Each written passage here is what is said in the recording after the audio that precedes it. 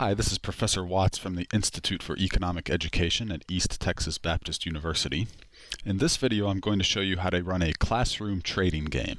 This simple, fun exercise demonstrates a core lesson of economics. Trade creates wealth. Each student in the classroom is given a small endowment of goods such as small toys, food and candy, household items, and so on, and then allowed to trade with progressively larger numbers of other students in the classroom in 3 rounds of trading. A total class satisfaction score is taken before the game starts and then after each round of trading. Students observe the total class score increase steadily as students' realm of trade is extended. This confirms quantitatively what they sense intuitively. The more people we can trade with, the better off we will be. You start by giving each student a bag filled with goodies. Brown paper lunch sacks work best, but plastic grocery bags work fine too. To provide each student with 2 or 3 items while still making the overall activity affordable, shop the clearance aisles of major discount retailers such as Big Lots or Walmart. For the game you'll see in this video, I spent a total of about $47, and that provided goodie bags for about 40 students with some left over. To help induce trading and make the activity more fun and memorable for the students, fill the bags with a diverse array of items. You want to minimize the chances that any particular student will be thrilled with what he or she initially received, and thus unwilling to trade. Here's an example of some of the items I used last time.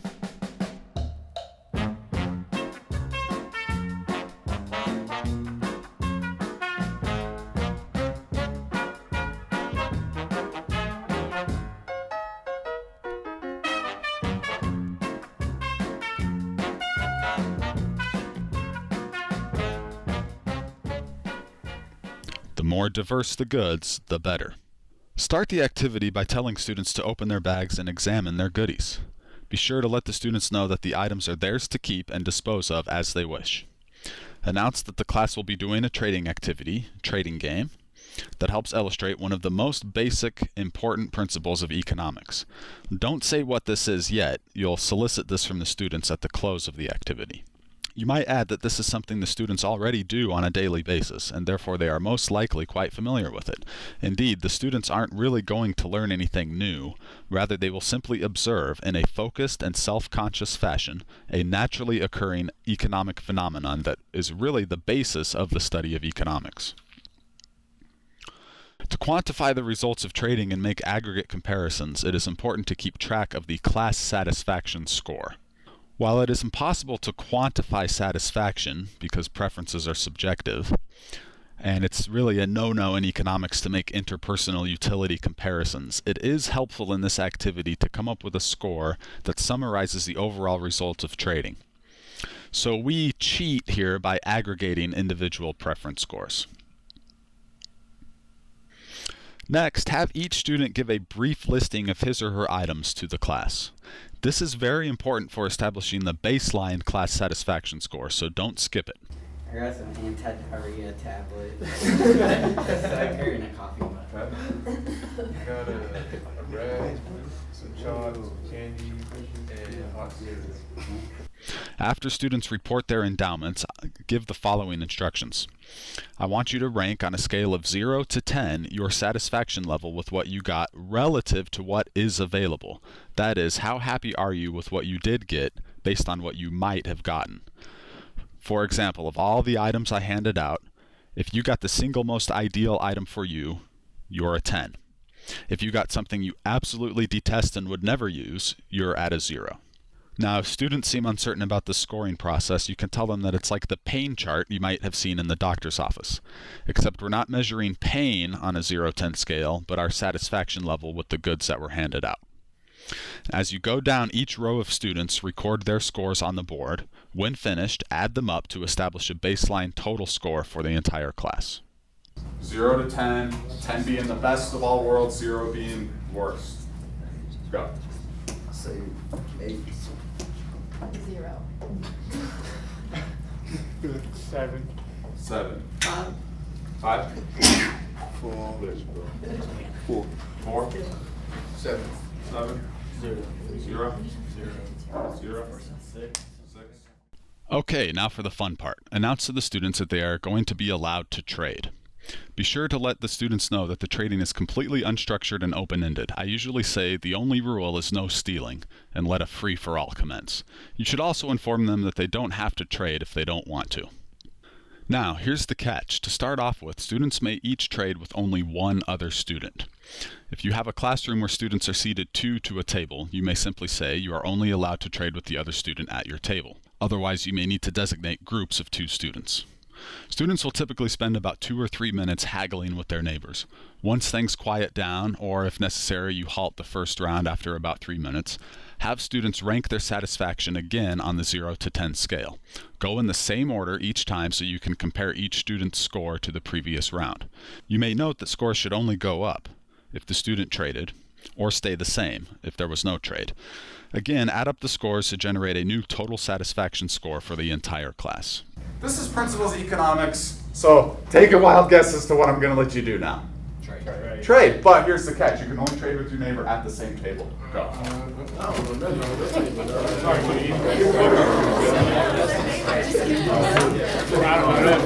Like we gotta discuss our trade or just trade. So if you can make a deal, trade. If not, yeah, you don't have to. You don't have to. I should get a point for that question. Thank you. That's a good clarification. No, I mean you can trade one item, you can trade all your items. Whatever deals you guys make is all up to you. Okay, now, just by simple logic, if you traded, what should happen to your score? Goes up. Your score should go up. So if you didn't trade, you're probably going to be the same. If you traded, probably goes up, right? How many traded, by the way? Okay, well, quite a few of us. Cool. All right, so let's do the same thing. We're just going to go in the exact same order. Give me your new number. 6. 4. The procedure is repeated, except that now students may trade with others in a designated larger group. In my classrooms, I typically join together 2 tables of 2 students each for a 4-person trading group. You may designate larger groups to suit your needs based on class size.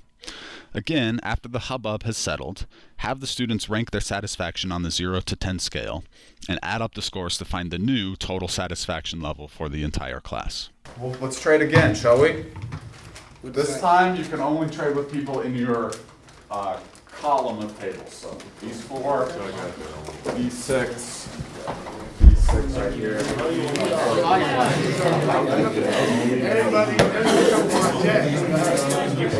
I don't like it.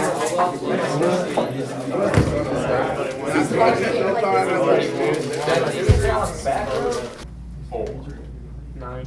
9, 5. 5, 7, 7, 6, 10, 4. 4. 8. Finally, students are allowed to trade with everyone in the room. All other procedures are exactly the same. Once things settle and students are back in their seats, go in the same order and have students re-rank their satisfaction a final time, which is then of course added up again for the entire class score. Now I will open trade with the entire world of the classroom. So now you're free to trade with anybody in the room. just sit there.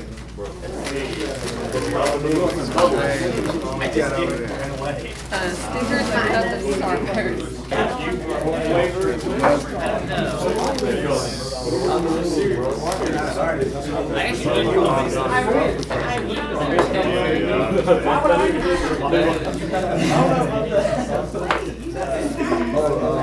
I'm stuck.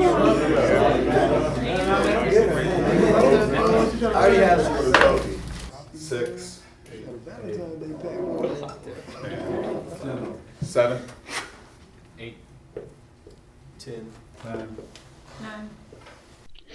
It's time to size up the results. Of course, the class will have already observed that the total satisfaction score has risen with each round, with expanded trade opportunities. All you need to do is take a quick look at the total scores for each round. Now, the purpose of the exercise is to firmly establish a central tenet of economics in the students' minds by way of participation, followed by focused reflection in an actual trading situation. Thus, discussion is straightforward and need not take long. In my class, discussion typically proceeds in the following fashion. I'll start off by asking, did anyone not trade? And even after I expanded the trading opportunities to the entire classroom. And typically in a class of 25 students, there might be 1 or 2 students who didn't have any trading opportunities. So then I'll ask, what happened to the total class satisfaction score when you were able to trade with more people? And of course the answer is obvious and clear, still should be written on the front board. It went up.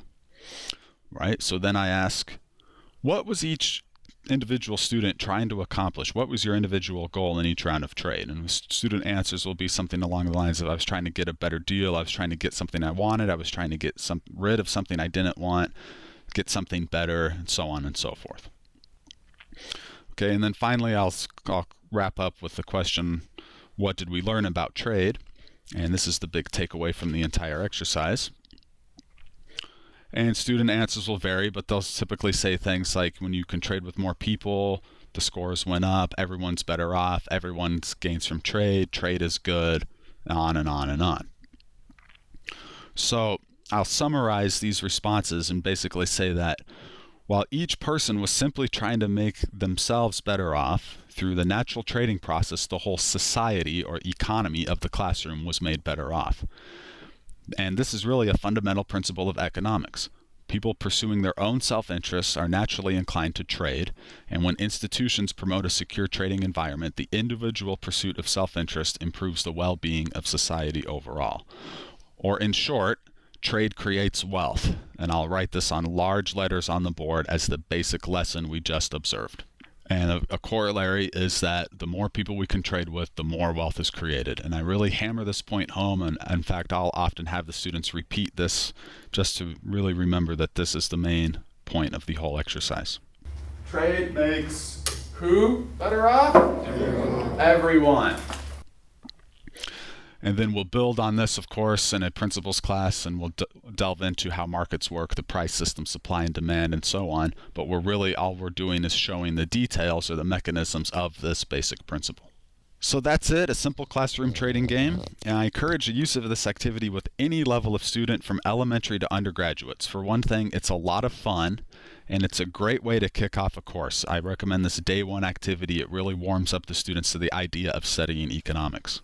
So I hope you enjoyed this video. Please check us out on YouTube for more classroom activities and economics videos. And also, please like the Institute for Economic Education on Facebook, and you can get updates on the new videos and resources that we're constantly creating.